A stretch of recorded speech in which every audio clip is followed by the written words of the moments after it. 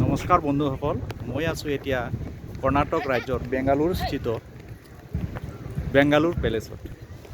ঐতিহাসিক ৰজাদিনীয়া এই ৰাজপ্ৰসাদ অত্যন্ত সুন্দৰকৈ নিৰ্মাণ কৰা হৈছে। এই ৰাজপ্ৰসাদ এয়া চাওক, ৰাজপ্ৰসাদৰ দৃশ্য। ভিতৰত ফটো লোৱা ভিডিঅ' কৰা নিষেধ, সেয়েহে আপোনালোকক বাহিৰৰ পৰা দেখুৱাইছোঁ।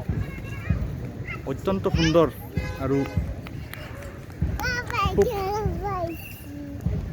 নিপুণ কাৰুকাৰ্য খচিত এই ভৱনটি দেখিব সুন্দৰ দেখিবলৈ, আৰু ইয়াৰ ভিতৰ চৰাৰ দৃশ্য আৰু অতি সুন্দৰ, মানে চকু জোৰ পৰি যায়।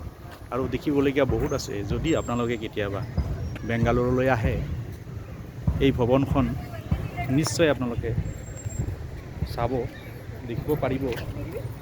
আগৰ দিনৰ ৰজাসকলে তেওঁলোকৰ ৰুচি কেনেকুৱা আছিল, অত্যন্ত ৰুচি সম্পন্ন আছিল তেওঁলোকৰ ৰুচিৰ পৰিচয় আমি ইয়াত পাব পাৰোঁ। তেওঁলোক যে সঁচাকৈয়ে সুৰুচি সম্পন্ন আছিল আৰু সৌন্দৰ্যপ্ৰিয় আছিল, তাৰ এক অপূৰ্ব নিদৰ্শন এই প্ৰাসাদখন ভ্ৰমণ কৰিলে বুজা যায়।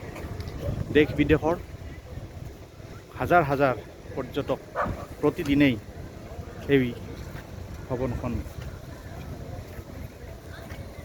দৰ্শন কৰে। ইয়াৰ প্ৰৱেশ মূল্য 260 টকা, 270 টকা। 270 টকা একোজনৰ প্ৰৱেশ মূল্য দি ইয়াত প্ৰৱেশ কৰিব লাগে। আৰু ইয়াৰ বিষয়ে বৰ্ণনা থকা অডিঅ' কেছেট, অডিঅ' ছিষ্টেমো আপোনালোকে পাই যাব বিনামূলীয়াকৈ। তাত আপোনাৰ পচন্দৰ ভাষাত তেওঁলোকে এই প্ৰাসাদৰ বিভিন্ন সামগ্ৰীৰ বিষয়ে বৰ্ণনা কৰি আপোনালোকক শুনাব। আপোনালোকে যদি কেতিয়াবা আহে, তেতিয়াহ'লে এই ৰাজপ্ৰসাদখন চাবলৈ নেপাহৰিব। ধন্যবাদ।